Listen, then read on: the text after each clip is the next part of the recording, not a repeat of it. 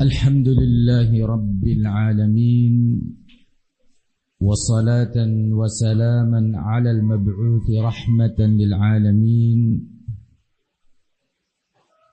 نبينا محمد الرسول الأمين وعلى آله الطاهرين وأصحابه الأكرمين ومن تبعهم بإحسان إلى يوم الدين.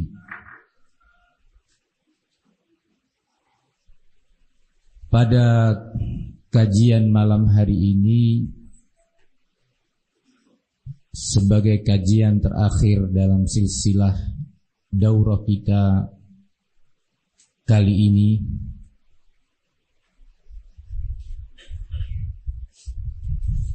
adalah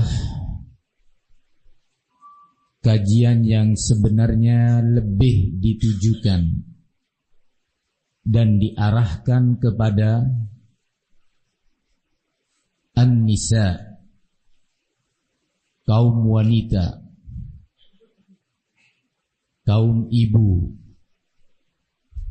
az-zawjat, para istri, di mana mereka ini adalah kaum, para nisa adalah kaum yang diwasiatkan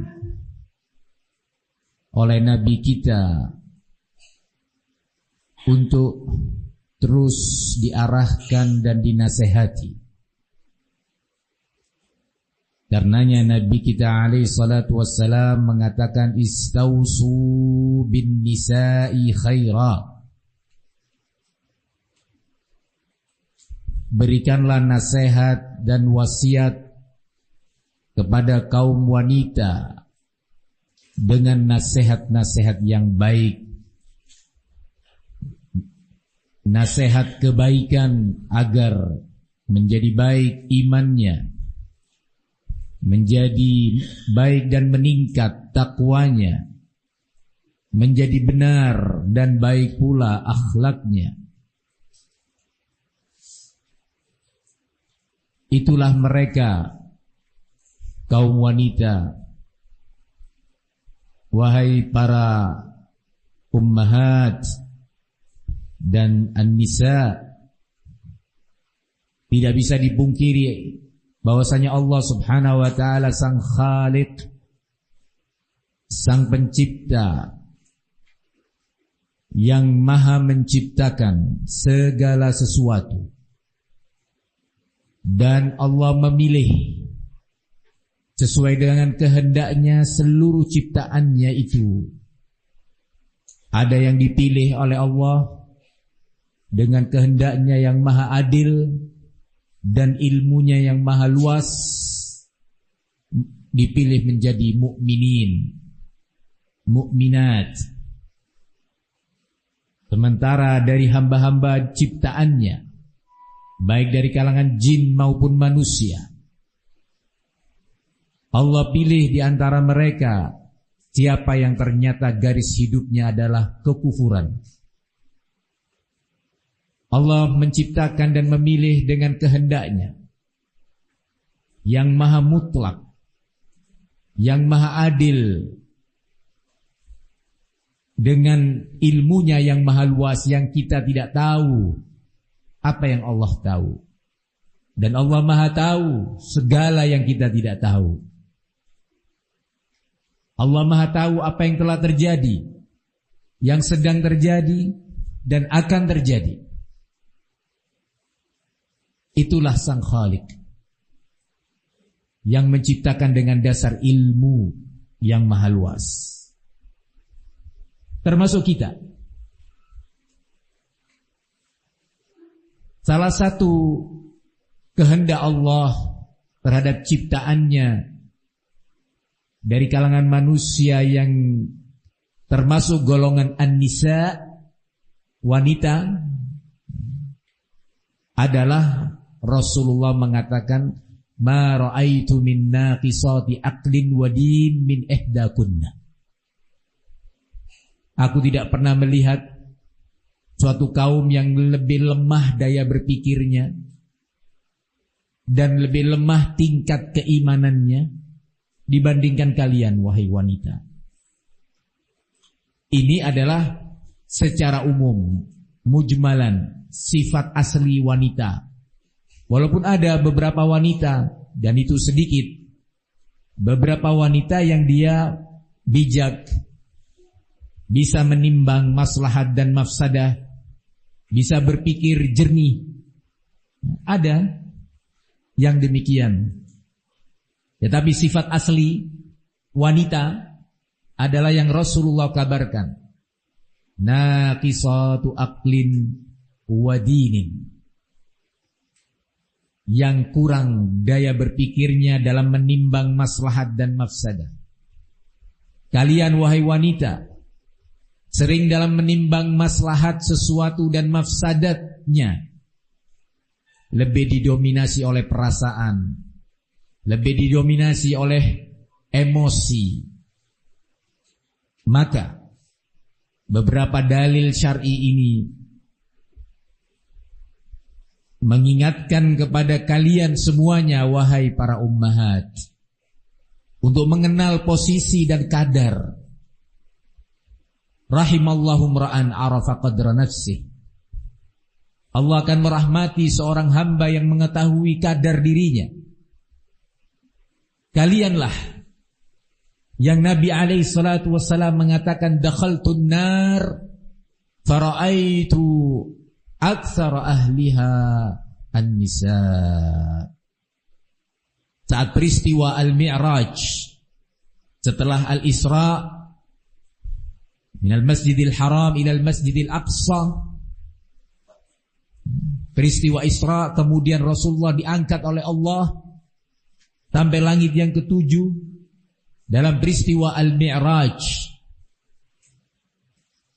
yang mana di situ banyak peristiwa-peristiwa yang Allah tunjukkan kepada nabinya dengan kehendak dan kekuatan yang Allah berikan kepada nabinya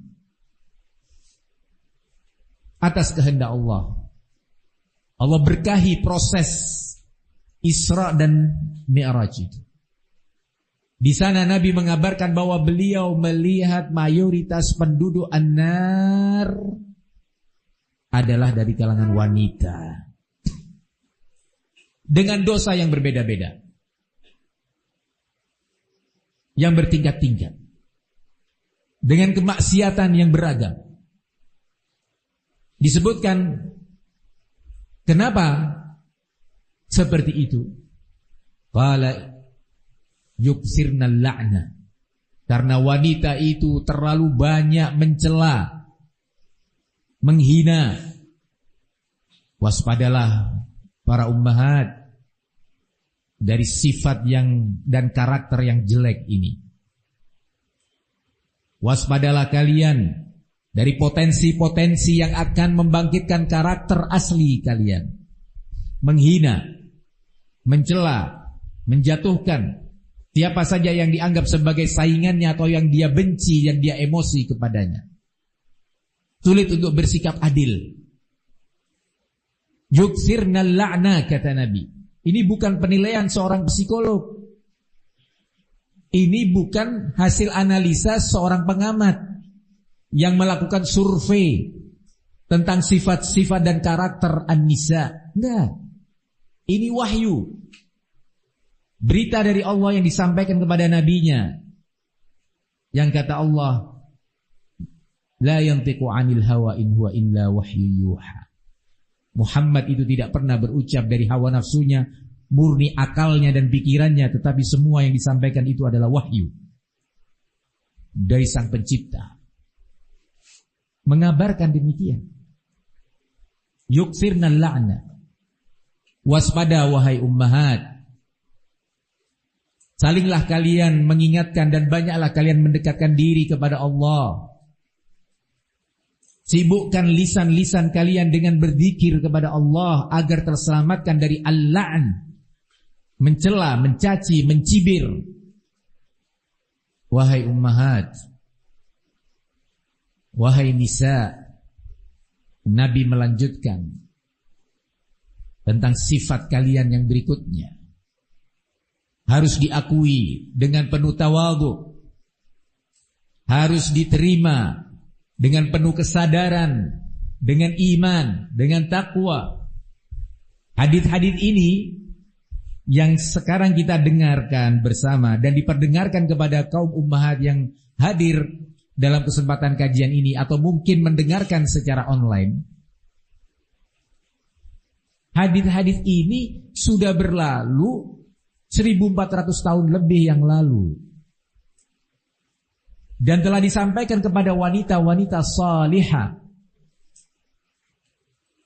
disampaikan oleh Nabi, dilanjutkan oleh para sahabatnya, kepada para istrinya, kepada para temannya atau cucunya, ponakannya, murid-muridnya, dan para solihat, wanita-wanita yang salihah dan mukminah, menerima itu sebagai catatan takdir yang diimani. Kedua, mereka semakin takut kepada Allah, semakin banyak mendekatkan diri kepada Allah. Sifat yang kedua adalah yakfurnal ashir. Yakfurna artinya mengingkari, mengkufuri. Al-ashir kata para ulama ay az-zawj, mengingkari kebaikan-kebaikan suaminya, tidak bersyukur dan berterima kasih kepada suaminya dalam sejumlah perkara kebaikan yang diterimanya. Gampang lupa kebaikan, itu wanita. Karena kebetulan hadir rijal, maka perlu waspada. Kita rijal jangan sampai meniru karakter wanita, mudah melupakan kebaikan orang. Kalau lagi kecewa, yang dilihat hanyalah yang jelek dan jelek, kekurangan dan kekurangan. Di sisi lain, para wanita hendaknya bertakwa kepada Allah Subhanahu wa ta'ala. Berita yang disampaikan oleh Nabi ini adalah sebagai nasihat, bukan sekedar berita, sekaligus berfungsi sebagai nasihat. Aisyah mendengar hadis ini. Siapa Aisyah? Putri manusia terbaik dari umat ini setelah Rasulullah, putri As-Siddiq,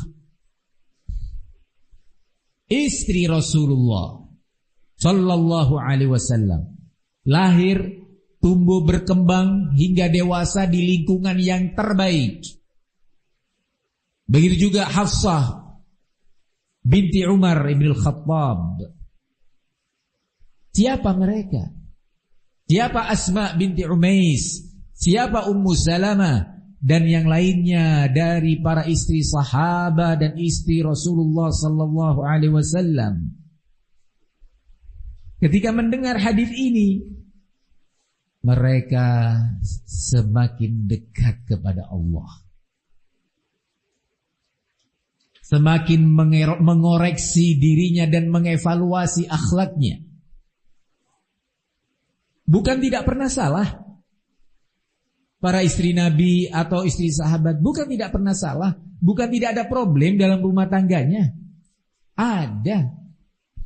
Tapi mereka adalah orang yang cepat mengambil pelajaran, orang yang cepat dan bersegera berbenah, beristighfar, memperbaiki langkah-langkahnya.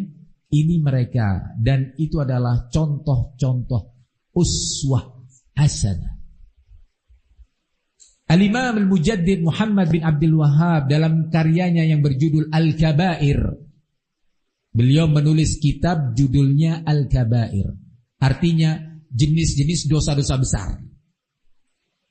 Salah satunya disebutkan bab dzikri juhudin ni'mah, bab yang menyebutkan tentang pengingkaran-pengingkaran nikmat. Seperti apa sih bentuknya? Bentuk-bentuk pengingkaran terhadap nikmat Allah. Beliau sebutkan salah satunya adalah hadis ini, yang Rasulullah sallallahu alaihi wasallam mengatakan, dakhaltun nar faraitu aktsara ahlihan nisa yakfurna. Qila billah ya Rasulullah, qala la, yakfurnal ashir wa yakfurnal ihsan. Mereka melakukan kekufuran. Maksudnya kufur kepada Allah? Enggak, kata Nabi. Bukan karena itu. Kufurnya itu adalah kufur nikmat, kufur perbuatan baik atau kebaikan-kebaikan suaminya kepada dia. Bagaimana bentuknya? Digambarkan oleh Nabi, digambarkan oleh Rasul sallallahu alaihi wasallam. Dengarkan baik-baik wahai ummahat, semoga Allah melindungi kami dan kalian semuanya dari segala kejelekan.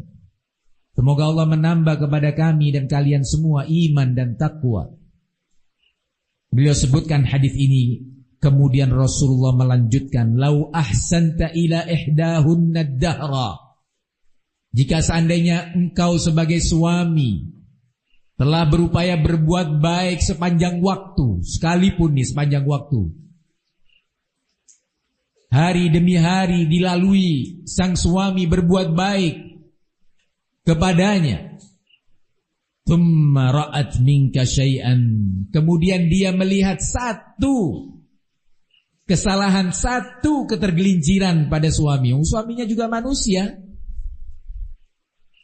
suaminya juga golongan manusia yang bisa lupa, bisa lalai, bisa marah, bisa tergoda, bisa ini dan terpancing emosinya, macam-macam lah. Manusia.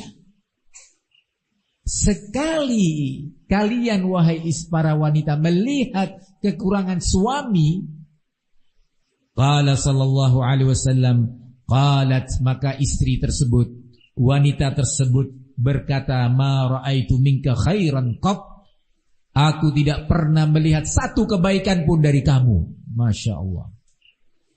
Dan ini terjadi.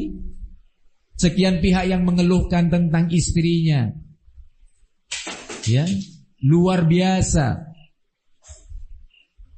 Suaminya dicela, dicaci maki, bahkan sampai ada yang berani mencaci maki kedua orang tua suaminya. Bahkan ada yang sampai berani memukul suami. Ayyuha an-nisa, wahai sekalian wanita, ingat baik-baik nasihat Rasul sallallahu alaihi wasallam. La yashkurun nas man la yashkurullah. Atau man la yashkurun nas la yashkurullah. Man la yashkurun nas, barang siapa yang tidak bisa berterima kasih, tidak bisa bersyukur kepada manusia yang berbuat baik kepadanya, maka sungguh dia tidak tergolong telah bersyukur kepada Allah. Kalian wahai para istri ingin menjadi hamba-hamba Allah yang syakur, yang selalu bersyukur, satu penting, belajarlah kalian mensyukuri kebaikan suami. Walaupun menurut kalian sedikit, walaupun menurut kalian suami belum memenuhi keinginan-keinginan kalian, tapi suami telah berbuat baik kepada kamu, memberi nafkah semampu dia. Dia telah berupaya untuk berbuat ihsan di rumah, membuat suasana di rumah nyaman dan seterusnya. Maka ucapkan syukur terima kasih kepada suami dengan lisanmu dan dengan perbuatanmu. Ayuhan nisa, majelis kita pada malam hari ini kita beri judul dengan wahai muslimah, jujurlah dalam menghambakan dirimu kepada Allah. Jujurlah dalam menghambakan dirimu kepada Allah, bahwa engkau wahai muslimah adalah hamba Allah. jujurlah. Baik itu sebagai hamba dalam urusan ibadah yang langsung antara kalian dengan Allah, dalam bentuk sholat, dalam bentuk puasa, ataukah yang lainnya, zikrullah, tilawatul Quran, itu adalah ibadah-ibadah yang kalian lakukan langsung kalian hubungannya dengan Allah subhanahu wa ta'ala, maupun ibadah yang ada kaitannya, hubungannya, manfaatnya untuk makhluk. Baik makhluk itu namanya suami, ataukah tetangga, ataukah kedua orang tua kalian, atau mertua kalian, atau juga teman-teman kalian.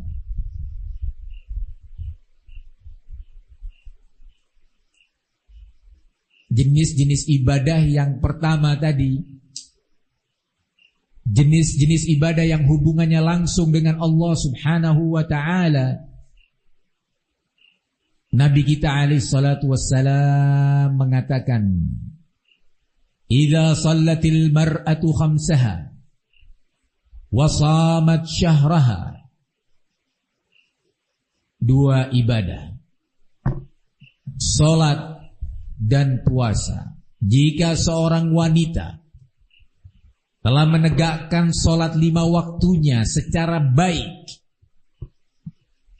dan melakukan puasa Ramadan atau puasa wajib yang diwajibkan oleh Allah dengan baik, dengan benar, berarti kalian harus menghambakan Allah melalui salat.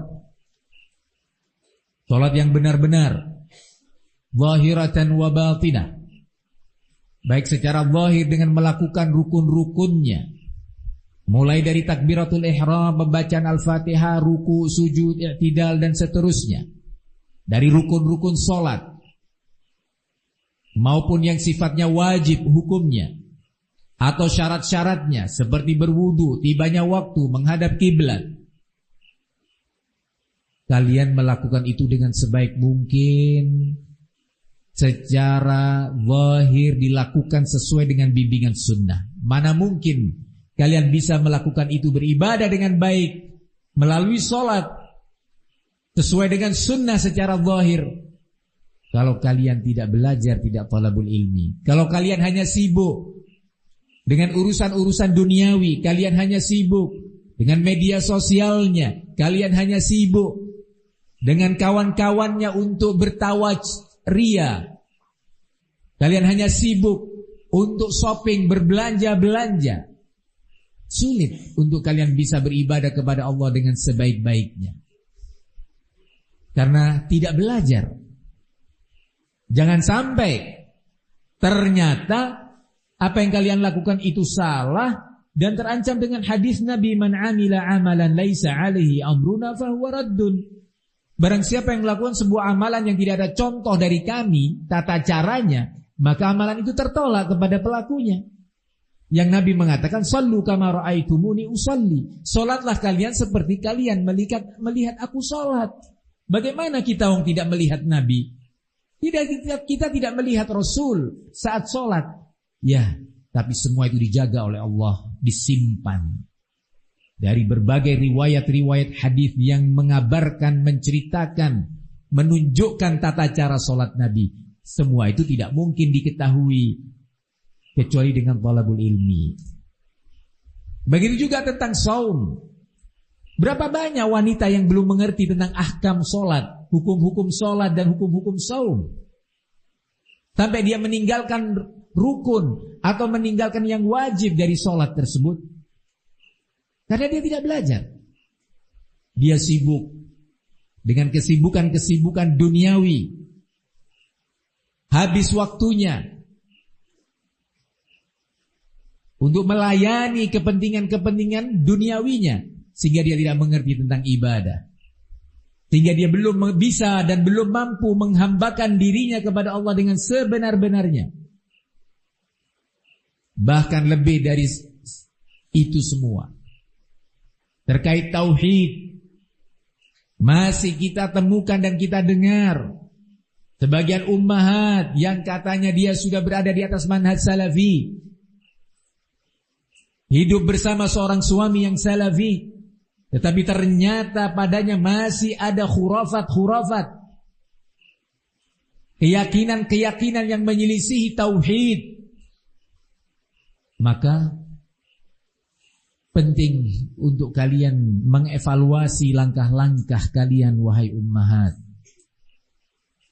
Dalam hadis tadi disebutkan dua jenis ibadah yang hubungannya langsung kepada Allah saja tanpa ada kaitannya dengan makhluk. Tetapi berikutnya Allah melanjutkan Rasulullah melanjutkan setelah mengatakan idza shallatil mar'atu khamsaha wa shamat syahraha wa hafizat farjaha, dan menjaga kehormatannya,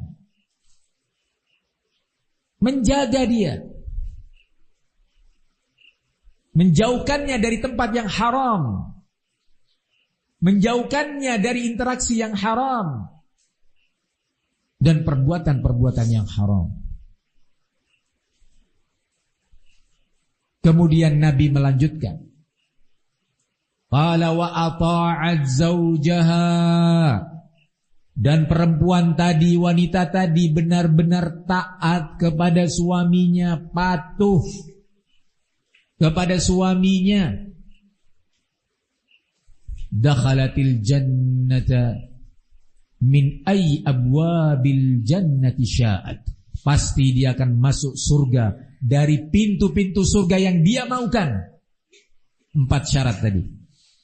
Dalam riwayat lain, qila laha, akan dikatakan kepadanya, kepada wanita yang seperti ini yang memenuhi 4 kriteria tersebut, udkhuli al jannata min ayyi abwabil jannati syi'ti, masuklah engkau wahai wanita yang salihah, yang menegakkan salat dengan baik, yang menunaikan puasa dengan baik, dan juga menjaga kehormatannya serta mentaati patuh kepada suaminya, masuklah engkau ke surga wahai wanita dari pintu mana yang kamu suka. Tapi wanita sering tergelincirnya pada yang keempat,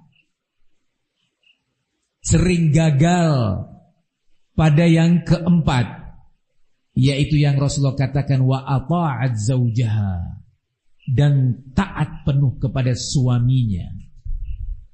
Wahai para istri, An-Nabi alaihi salatu wassalam memberikan sebuah nasihat dan teguran, bimbingan dan peringatan kepada kalian wahai wanita terkait suami. Benar nih, kalian mau beribadah kepada Allah melalui sebuah ibadah yang namanya pernikahan dan rumah tangga. Benar. Niatmu saat melakukan pernikahan, niatmu wahai wanita muslimah saat mau berumah tangga, benar karena Allah, ingin beribadah kepadanya dan menghambakan diri kepada Allah melalui pernikahan dan rumah tangga. Kalian yang bisa menjawab. Tapi praktek yang akan membuktikan. An-Nabi alaihi salatu wassalam dalam hadis yang diriwayatkan Imam Ahmad dan selain beliau dari sahabat Husain bin Mihsan radhiyallahu anhu an ammatihi, yang meriwayatkan dari bibinya, annaha atat Rasulullah sallallahu alaihi wasallam, bahwa bibi beliau mendatangi Nabi fi hajatin, untuk sebuah kepentingan, untuk sebuah keperluan. Faqadha laha hajataha, maka Nabi pun memenuhi kebutuhan dia, keperluannya dia, dituntaskan, diberikan. Tsumma qala, maka Nabi bertanya setelah itu, bertanya untuk membimbing, bertanya untuk membina. Qala adzatu ba'lin anti, apakah kamu adalah seorang wanita yang memiliki suami? Pembina. Qalat na'am, iya benar wahai Rasulullah, aku punya suami. Qala fa kaifa anti lahu, bagaimana kondisimu wahai wanita, hubunganmu terhadap suamimu, Bagaimana penyikapanmu terhadap suami? Wanita itu wanita salihah. Wanita salihah menjawab dia, qalat ma aluhu illa ma ajistu anhu. Aku tidak pernah sekalipun mengabaikan dia dan keperluan-keperluan suamiku, keinginan-keinginan suamiku, keperluan dan kebutuhannya, kecuali yang memang aku sudah tidak mampu. Itu jawaban bibi dari Husain bin Mihsan. Maka Rasulullah membimbing, qala fanduri kaifa anti lahu fa innahu jannatuki wa naruki. Evaluasi, pelajari lagi, wahai wanita, bagaimana hubunganmu dengan suamimu, bagaimana sikap-sikapmu terhadap suamimu. Karena sesungguhnya suamimu itu menentukan jannahmu ataukah nerakamu. Kamu akan masuk jannah ataukah neraka, an-nar. Tentu yang menentukan adalah Allah. Tetapi Allah menjadikan sebab-sebab, ketaatan-ketaatan untuk masuk jannah, kemaksiatan-kemaksiatan untuk masuk an-nar. Salah satu sebab dan media masuk al-jannah adalah az-zawj, ketaatan kepada suami, patuh kepada suami, santun dan sopan kepada suami, bertawadhu kepada suami, rendah hati di hadapan suami, tidak sombong, tidak merasa lebih, tidak merasa lebih tinggi dari suaminya. Dia malu kepada Allah untuk mengangkat suara di hadapan suami. Dia malu dan takut kepada Allah untuk cemberut muka, bermasam muka kepada suami. Dia malu kepada Allah untuk menolak perintah suami atau mengerjakan apa yang dilarang oleh suaminya. Malu kepada Allah, takut kepada Allah. Karena dia sadar seorang muslimah, aku sedang menghambakan diri kepada Allah dengan sebuah amalan dan ibadah yang namanya rumah tangga. Aku ingin masuk jannah. Aku takut gagal masuk jannah. Ayyuhal muslimah, jujurlah dalam penghambaanmu kepada Allah. Jujur. Niat yang ikhlas. Niat yang lurus. Jangan main-main dengan rumah tangga. Jangan bermain-main dengan rumah tangga. Karena Rasulullah mengatakan tadi, fa innahu unduri kaifa anti lahu. Evaluasi lagi, pelajari lagi bagaimana hubunganmu dan sikap-sikapmu terhadap suamimu. Fa innahu jannatuki wa naruki. Sesungguhnya dia suamimu itu adalah surgamu atau nerakamu. Ana yakin seorang wanita muslimah, ana yakin seorang wanita mukminah yang takut kepada Allah dengan dorongan iman, mungkin dia sulit tidur di malam hari ini. Dia akan menjalankan perintah Nabi, fangzuri kaifa anti lahu. Periksa ulang bagaimana sikap-sikapmu terhadap suamimu. Karena suamimu itu adalah jannahmu atau neraka. Dia akan duduk semalaman ini berzikir, tilawatul Quran, dan dia akan datang kepada suaminya, minta maaf, wahai suamiku, aku minta maaf. Aku minta maaf, wahai suamiku, aku banyak menggolimi kamu, aku banyak melanggar hak-haknya kamu, aku banyak tidak menunaikan kewajibanku. Dia akan menangis meminta maaf kepada suaminya. Mengingat hadis ini, mendengar hadis ini, mungkin dia tidak akan lagi punya semangat untuk memegang HP,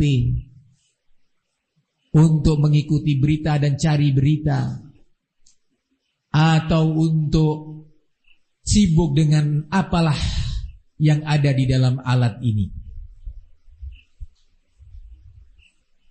Dia akan bangun malam untuk melakukan tahajud. Di saat Allah subhanahu wa ta'ala mengatakan bahwa Allah membentangkan kedua tangannya dan mengatakan, ala min mustaghfirin fa'aghfir lahu. Adakah di masa ini, di jam-jam ini, Seorang hamba yang beristighfar meminta ampun kepadaku dan aku akan ampuni dia. Di sepertiga malam terakhir, nazala rabbuna ila sama'id dunya. Allah turun ke langit dunia, membuka pintu ampunannya selebar-lebarnya. Wanita mukminah yang mendengar hadis Nabi tadi, dia akan bangun malam hari ini bertahajud, dan dia pulang ke rumah sebentar lagi akan berjumpa suaminya dan akan meminta maaf. Dengan jujur meminta maaf karena takut kepada Allah. Ayuhal mukminah, tahukah kalian bahwa Allah Subhanahu wa taala telah mengabarkan di dalam Al-Qur'an tentang posisi kalian, yang apabila kalian renungi dengan baik dan kalian sadari sebaik-baiknya, niscaya kalian akan benar-benar mempelajari ulang kesalahan-kesalahan kalian. Akan kalian sedih mengingat peristiwa-peristiwa dalam rumah tangga kalian yang kalian mengecewakan suami, membuat suami sedih, membuat suami marah. Ya, kalau suaminya bisa marah di hadapan kalian sehingga kalian bisa sadar kalau tipe suami kalian adalah yang pendiam, yang hanya menahan di dalam hati, kalian gak sadar bahwa kalian sedang menyakiti suami. Tetapi Rabbuna tidak tidur. Allah la ta'khudhuhu sinatun wala naum. Tidak datang kepada Allah rasa ngantuk dan tidak pula tidur. Selalu inna rabbaka labil mirsad. Sesungguhnya Rabbmu itu selalu dalam keadaan memantau kalian. Boleh saja suami kalian hanya tersenyum diam atau terdiam sedih. Kalian merasa semakin berani kepada suami, mengangkat suara, membentak suami, menolak permintaannya.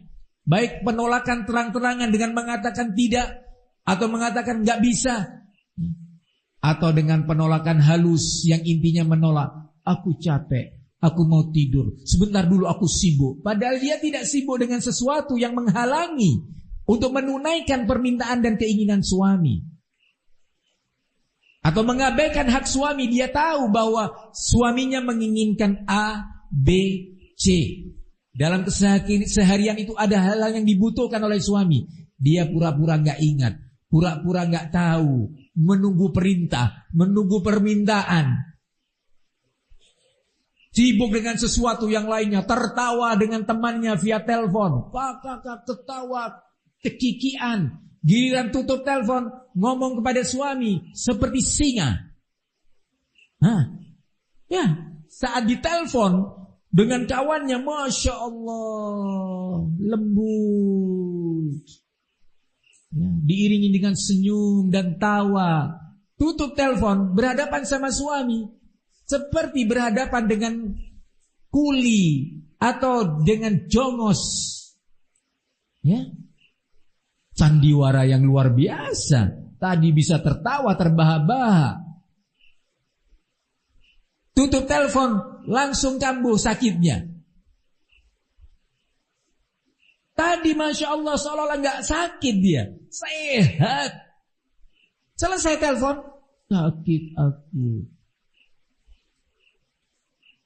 Ya Alhamdulillah kalau kalian punya suami. Oh iya, yang sakit mana? Mau minum obat. Karena suaminya ingin baik kepada dia. Tahu kadang sebagian suami, ini istriku gak jujur, aku tahu dia. Nah, loh kok bisa Ustaz tadi mengatakan istri bersandiwara? Loh, Nabi yang mengatakan inna kunna sawahibu hilah. Kalian ini wanita pandai bersandiwara. Allah menyatakan tentang wanita dalam peristiwa Nabi Allah Yusuf, inna kaidakunna azim. Sungguh makar kalian, tipu daya kalian ini sangat berbahaya, sangat besar wahai wanita.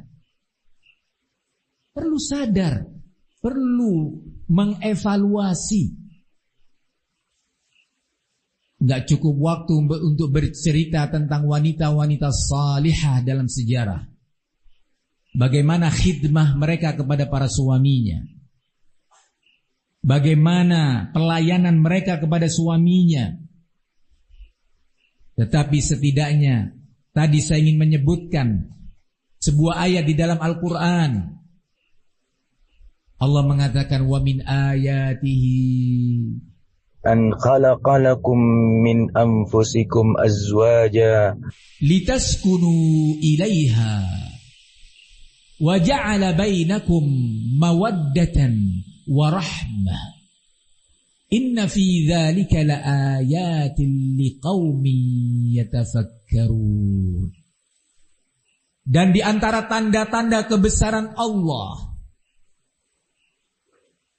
adalah di mana Allah menciptakan untuk kalian wahai para pria adanya istri-istri. Sebenarnya kalian ini oleh Allah dijadikan salah satu tanda-tanda kebesaran Allah, status kalian sebagai istri. Tapi Allah lanjutkan sifat berikutnya, litaskunu ilaiha,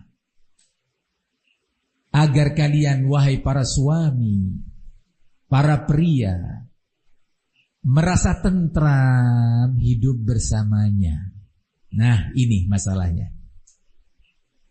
Jadi di antara tanda-tanda kebesaran, keagungan dan kemuliaan Allah tidak sebatas penciptaan kalian sebagai wanita dan posisi sebagai istri, tapi berlanjut. Di antara kebesaran Allah dan bahkan yang penting di sini adalah kalian wahai para istri adalah tempat suami mencari ketenangan.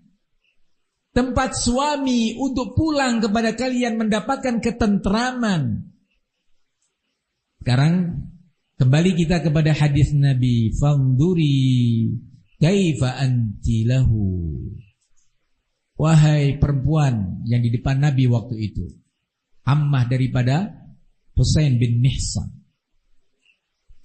coba evaluasi bagaimana hubunganmu dan sikap-sikapmu terhadap suamimu. Wahai ummahat yang hadir di majelis ini, ataukah yang mendengarkan dari jauh, evaluasi kembali apakah keberadaan dan status kalian sebagai istri benar-benar telah terwujud untuk para suami kalian mendapatkan ketentraman, kenyamanan hidup, ketenangan saat pulang ke rumah atau berada di rumah, menghilangkan kepenatan dan kegundahan yang ada di luar rumah. Atau justru sebaliknya, suami tidak menemukan ketentraman. Para istri menyibukkan suami dengan permintaan-permintaan yang berlebihan. Permintaan-permintaan yang over, ghulu, sehingga suami tambah capek, tambah penat, mencari maisha, mencari penghasilan. Belum lagi dia ada problem di luar rumah. Pulang ke rumah mendapati istri yang cemberut, bermuka masam. Padahal kamu diciptakan oleh Allah, dijadikan istri untuk kalian itu menghibur suami, untuk kalian itu membuat suami itu senang, tentram di rumah. Litaskunu ilaiha, agar kalian para pria, para suami, dengan adanya istri-istri yang aku ciptakan itu akan mendapatkan kenyamanan hidup, ketentraman, keamanan ketika bersama mereka. Sekarang banyak kejadian suami gak betah di rumah. Kenapa? Silakan kalian jawab sendiri. Suami lebih senang minum kopi dengan temannya di luar. Suami lebih senang duduk-duduk ngobrol di pos jaga dengan temannya. Kenapa? Sumpek di rumah. Punya anak, punya bayi, sudah tahu nangis-nangis, butuh segera dibersihkan. Mungkin si bayi itu buang air, dia malas-malas sibuk dengan HP-nya. Sampai tidak jarang anak-anak kecil yang sudah mulai bisa mengatakan, aku mau mandi sama Abi. Aku mau bersih, mau cebok, mau istinja sama Abi.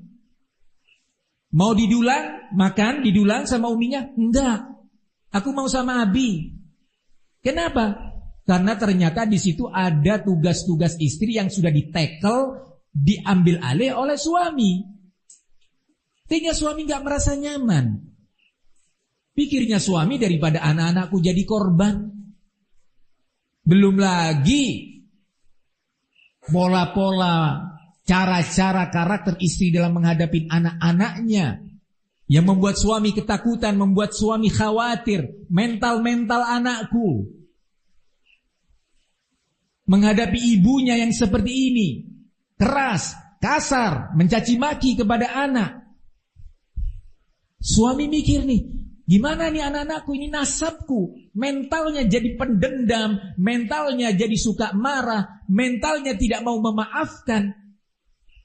Suami mikir, ya Allah, suami hanya bisa berdoa, Rabbana hablana min azwajina wa dzurriyyatina qurrata a'yun. Rabbi auzi'ni an ashkura ni'mataka allati an'amta 'alayya wa 'ala walidayya wa na'mala salihan. Dalam ayat lainnya, waslih li fi dzurriyyati. Ya Allah, perbaikilah kondisi anak keturunanku. Beberapa suami mengatakan, saya sampai di tengah malam bangun menangis, mengkhawatirkan nasib anak-anak saya. Para istri, barakallahu fikum ya ikhwan, maaf saja wahai ummahat, ana terpaksa menyampaikan pola penyampaian seperti ini.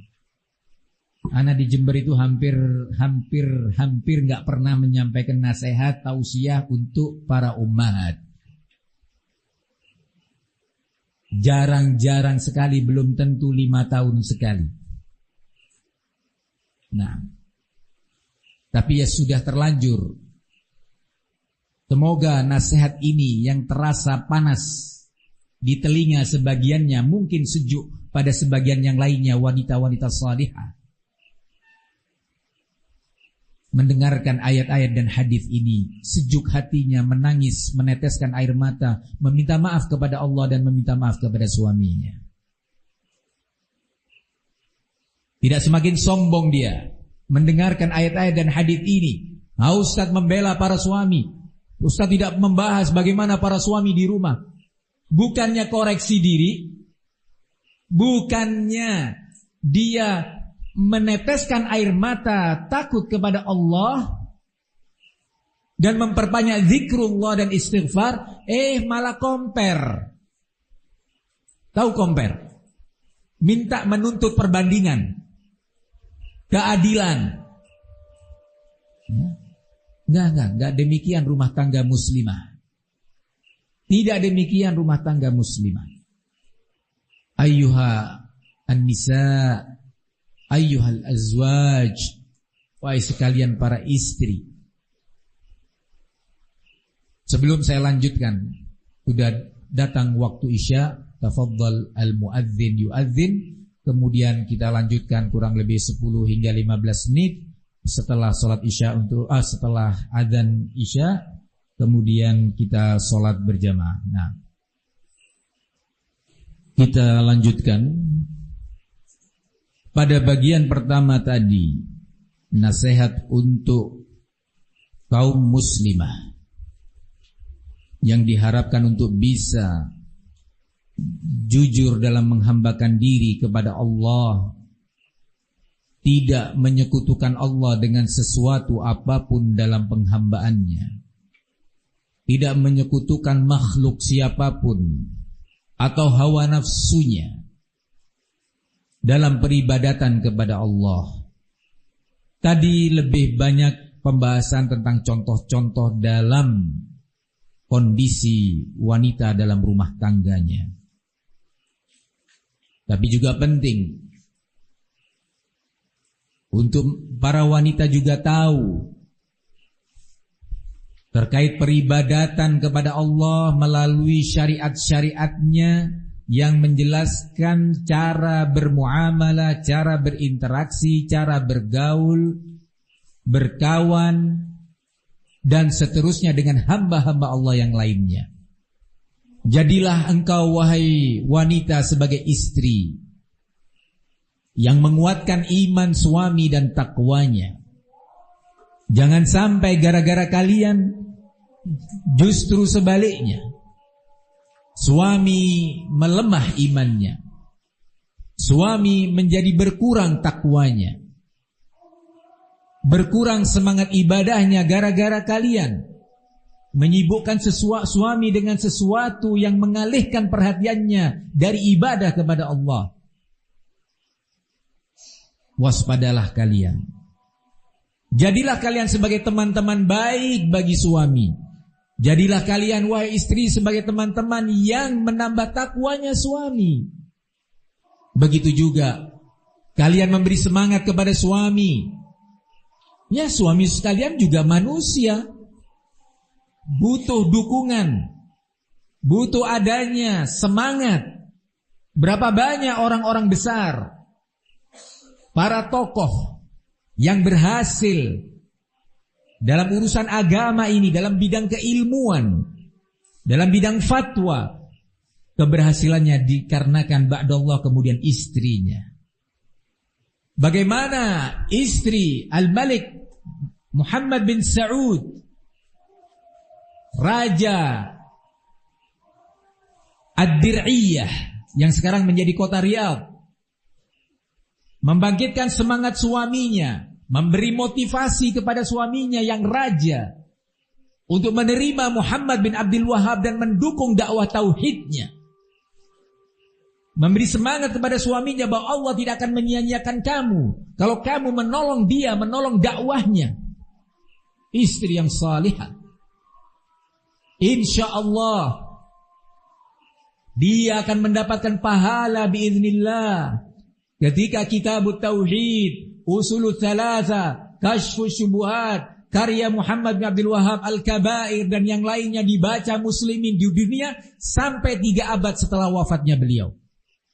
Dan hari ini sudah berapa yang kita kutipkan, kita nukilkan dari ilmu-ilmu yang diwariskan oleh Imam Muhammad bin Abdul Wahhab, yang beliau bisa melanjutkan dakwahnya, dakwah kepada tauhid, tahdzir dari syirik, mengajak kepada sunnah dan memberikan umat dari bid'ah setelah didukung oleh Al-Malik Muhammad bin Saud, Raja Muhammad bin Saud, yang mana raja memiliki keberanian untuk mendukung ba'dallah kemudian dukungan istri, semangat yang diberikan oleh istri.